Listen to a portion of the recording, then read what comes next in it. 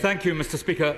Following the removal of the international terrorist Yahya Sanwar and the possibility of an amnesty for those who now release the 97 remaining hostages, what pressure is the government bringing to bear to urge Hamas to lay down their arms and release hostages, both of which are necessary for full, unfettered access for humanitarian relief in Gaza?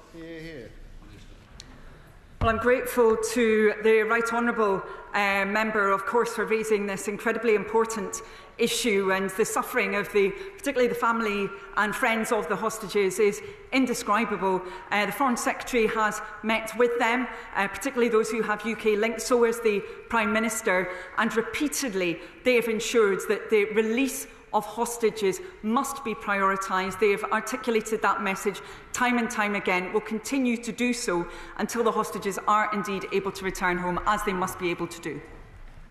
Mr. Speaker. Thank you, Mr. Speaker. Thank you, Mr. Speaker. Coexistence, Mr. Speaker, is inescapable, and a two-state solution is one day inevitable, as both Israelis and Palestinians are here to say.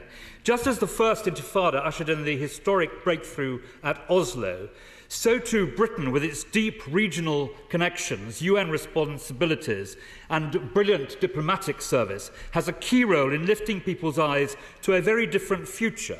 What discussions is the government having on this, building on the significant efforts started under the last government?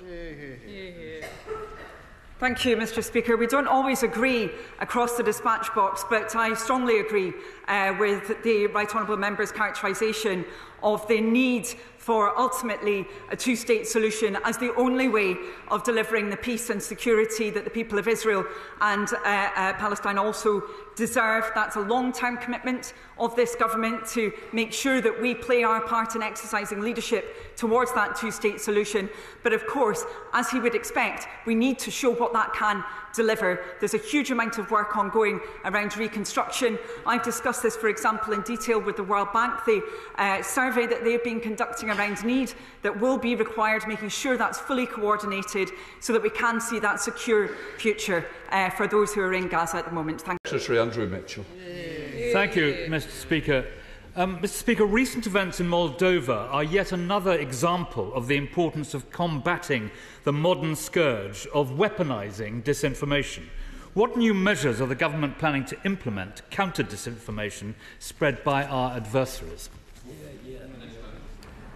Thank you, Mr. Speaker. I'm grateful to the Shadow Foreign Secretary for raising such an important issue. We are launching a new global programme to support resilient, free, open and trustworthy independent media as a bulwark against disinformation. That builds on the success of previous media development programmes, and we're determined to work with partners, including, for example, UNESCO and other international partners, to make sure we play a role on combating disinformation. Mitchell.